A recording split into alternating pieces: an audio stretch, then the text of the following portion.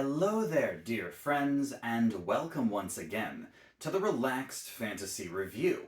As you can see, things have changed a little bit in the filming setup. We have some new bookshelves, some new decorations, a couple maps on the wall, and a new spot for the camera to sit other than in my hands. So that frees me up to sit and talk with my hands, which I tend to do. But we're going to be continuing our series on spell casting. Right now we're going to be looking at Druid spellcasting. Druids are really, really cool in the sense that their wild shape gives them insane versatility, and their magic is very unique. Lots of spells in their list that a lot of other classes don't get. And you can't always go back to the same staples every time with the Druid. Not a lot of attacking magic or constant ones that you see throughout other classes. Druids are pretty special. So, today we're going to talk about their third level spells, the point in the game when the power curve starts to come into play because you're out of first tier play, you're into second tier play, and your third level spells need to keep you up with the creatures you're going to be fighting. So, I'm going to talk about my top 5 picks for Druid magic at third level spells. Starting with number 5, we have Aura of Vitality. This was originally a paladin-only spell, but Druids got access to it through the Everything books, and the Tasha's Cauldron of Everything really did a lot for spellcasters, expanding their horizons. And Aura of Vitality is a wonderful healing spell. Cast it as an action, you concentrate on it for a minute, and then for the entire minute, you can use your bonus action every turn, so that's 10 times outside of combat, or every turn in combat, to heal a creature within 30 feet of you for 2d6 hit points.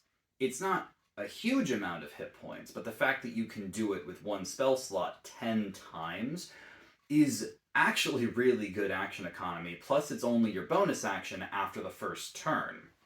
So, if you aren't concentrating on a damage-dealing spell, Aura Vitality is actually a really good pick to make sure your allies don't die. You can even cast it on yourself if you're still conscious, and I think it is one of the best healing spells that you can get as far as amount of healing, 20d6 in theory, for a single spell slot. It's a great pick for the healing druids out there.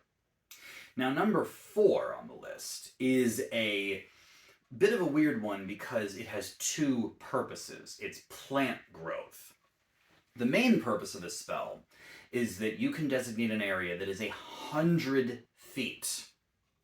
And that 100-foot area, all the plants in it become thick and overgrown. So much so that anyone who moves through it has to spend 4 times their normal movement speed. So 1 foot equals 4 feet of movement speed, and your standard 30 feet of movement speed won't even move you 10 feet. So, depending on how your DM rounds it, it'll be 5 or 10, but I say that you have to truncate those numbers, so you make it, less than 8 feet, you're not making it the full 10. So, you can move 1 square through this plant growth area. It is insane for battlefield control to slow people down or to just hamper an entire choke point of a battlefield, except it's not a choke point. It's the whole battlefield. Anyone who has the ability to fly, move through difficult terrain, it becomes a playground for them. And the spell even has a secondary effect where if you cast it as an 8-hour ritual, all the plants within a half-mile radius of you, so a mile diameter, will then produce double their yield for an entire season. This is a wonderful role-playing use of the spell where you can offer this to people like farmers or, folks who live that need their crops to go well. You can solve famines with this spell in theory. And overall, it is just a wonderful spell that has 2 different uses, and its battlefield control is almost unparalleled. Now for number 3, we have one of the most important spells in the game, Revivify. Revivify is your standard back from the dead healing spell. You use a 300 gold piece diamond every time you cast it, and you designate a creature that has died within the last minute, and they come back to life.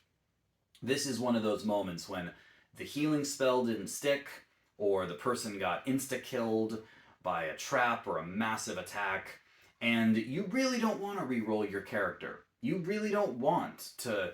You were enjoying the party dynamic, and D&D has player death, but Revivify is the spell to stop that. Death saves are scary, and sometimes it just doesn't work out. Revivify is there for those days, and I think every party should have at least one character who has Revivify. Yes, the cleric is the classic healer, but the druid is really a good healer as well, and having Revivify is never the wrong answer. It's always good to have it in your back pocket. Now, the number 2 spell on this list is a new one that was released in Tasha's, Summon Fae. Summon Fae is a spell you cast as an action, and you concentrate on it for an hour. A Fae spirit joins you in battle, and you can control them. No action required.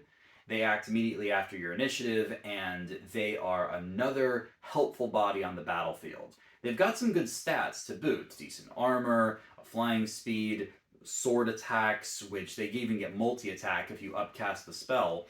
And they get a teleport ability. Unlimited Misty Step, effectively, where they can pop 30 feet as a bonus action.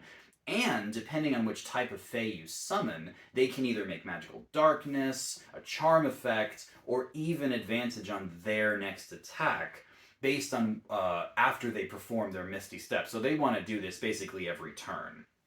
It makes them very, very different depending on which type of Fae you summon, and the fact that it takes no action from you to control them is just gravy. The simple fact is that once this Fae is in play, yes, they're using your concentration, but it is a good use of your concentration. More damage, another body on the battlefield, and some awesome utility to boot. Summon Fae is one of my favorite versions of the summoning spells. But while we're on the subject of summoning spells, let's talk about the number 1 spell on my personal list. Conjure Animals. The conjure spells have a bit of a reputation in D&D, that they are overpowered. And I am inclined to agree that they're very powerful, but they're powerful because this kind of spellcasting is something you build a character around. Conjure Animals makes you summon creatures. Again, it's an action to cast an hour-long concentration limit. When you cast the spell, you choose how many creatures you want to summon. You can summon up to a CR2 creature, straight out of the monster manual. Or you can summon 2 CR1 creatures, 4 CR1/2 creatures, or the most common version, 8 CR1 quarter creatures. So you can throw 8 bodies onto the battlefield. They roll their own initiative and act as a group. And you can control them, again, no action required from you.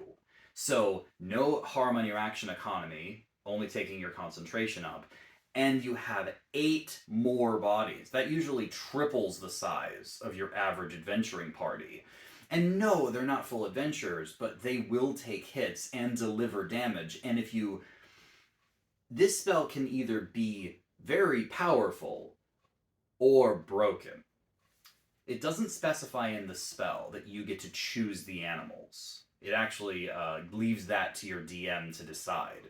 So your DM could summon 8 very weak creatures, but even 8 very weak creatures that you can control with no action required is still pretty powerful. I would still put it at the number 1 spot on this list. Maybe number 2, Summon Fae is pretty dang good, but the spell becomes broken, and I think its reputation comes from this, when the DM lets the player choose. And I think that is when the spell is a little too powerful, because if you can choose it yourself, you're just going to choose the ones with the most HP, the most multi-attack potential, maybe pack tactics. There's a lot of ways you can stack the deck in your favor if you can choose 8 creatures of your own that you pick their type. Me personally, I allow my characters to choose a theme. So if they want to summon aquatic creatures, or if they want to summon flying creatures, or if they want to summon, you know, pack creatures, or larger or smaller, I let them kind of go with a vibe that they're trying to give with their character, so they at least still get to flavor it, but I'm still going to choose what creatures are summoned.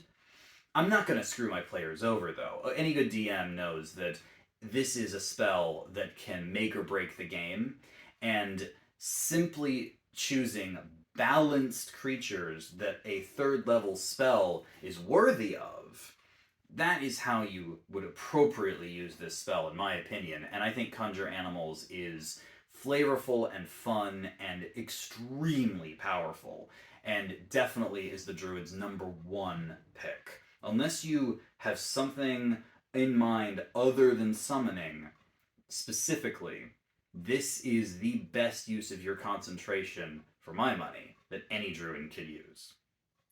This has been the Relaxed Fantasy Review. If you enjoyed the video, please like and subscribe down below, and keep your eyes peeled for more spellcasting reviews coming down the line soon. Have a good one, my friends.